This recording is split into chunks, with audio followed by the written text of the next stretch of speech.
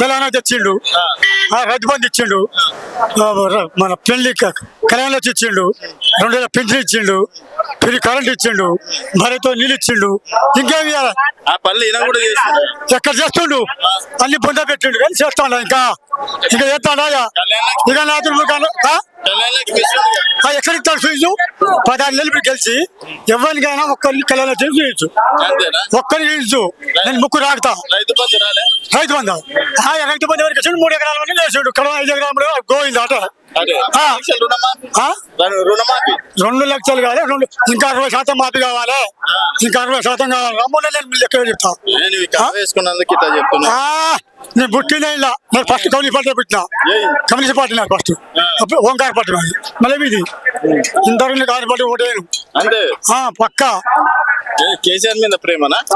అందరి తెలంగాణ అందరూ ఆయన లేని పోవచ్చు. ఆయన కనుక తెలంగాణ చెబితే ముఖ్యమంత్రి అవునా ఒకరు చెప్పిన మనం అవునా? వీళ్ళంతా ఇప్పుడు ఆంధ్రాకి సపోర్ట్ చేసి వీళ్ళు ఇప్పుడు ఉన్న ఎమ్మెల్యే కాంగ్రెస్ ఎమ్మెల్యేలు అందరూ ఆంధ్రాకి సపోర్ట్ చేసి వీళ్ళు ఆంధ్ర మొక్కలు నీళ్ళు తాగింది వీళ్ళు. అట్లా తాగిందా చచ్చిపోయి వచ్చే తెలంగాణ తెచ్చిండు. ఇంకేం చెప్తాడు ఆయన? లేకపోతే ముఖ్యమంత్రి అయ్యి అయ్యాలా కాకపోదు కదా. ఇది జనాలను ఇట్లా మోసం చేయవద్దు. నువ్వు ఆ పాత 1 లక్ష రూపాయలు కూడా ఎందుకు తెలియవు? ఇప్పుడు మళ్ళా 2 నెలల పింఛన్ మించిండు. ఫస్ట్ గెలిచిన 2 నెలల పింఛన్ ముంచిండు, ఒక 2 నెలల పింఛన్ ముంచిండు. ఆ 2 నెలల పింఛన్లు రైతు బంధు మొత్తం ఆంధ్రాకి పంపాడు, ఖమ్మం పంపిండు, పొంగిరికి పంపాడు. ఆ పైసలు కట్టకడ పంపితే అక్కడ 3 జిల్లాలు గెలిపించారు వాళ్ళు.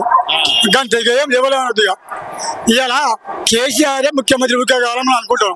మరి ఇప్పుడు స్టేషన్ లీడరు టీడీపీ పార్టీ కానీ మొదలు పెడితే టీఆర్ఎస్ కాంగ్రెస్ అంతా వాళ్ళే చెప్తారు కదా. ఇంకో కొత్త వడుతున్నారు కదా ఒక్కటన్నం కేసీఆర్ను కుటిల పరిపాలన అన్నాడు. మరి ఇలా ఉత్తమ్ గోరి భార్య అయింది, ఉత్తమ్ గోరి కుటిల పరిపాలన కదా కదా. అదే మరి ఉత్తమ్ గోరి భార్య తిక్కడి గురితో గెలుచు కదా, ఏ పార్టీ అయినా గెలుచు కదా. నీ భార్య గెలవాలి, నువ్వు గెలవాలి. నీకు ఇంకా పిల్లలే లేదా, ఇంకేం చెప్తావు చెప్పు, ఇక ఇంకేం చెప్పాలి.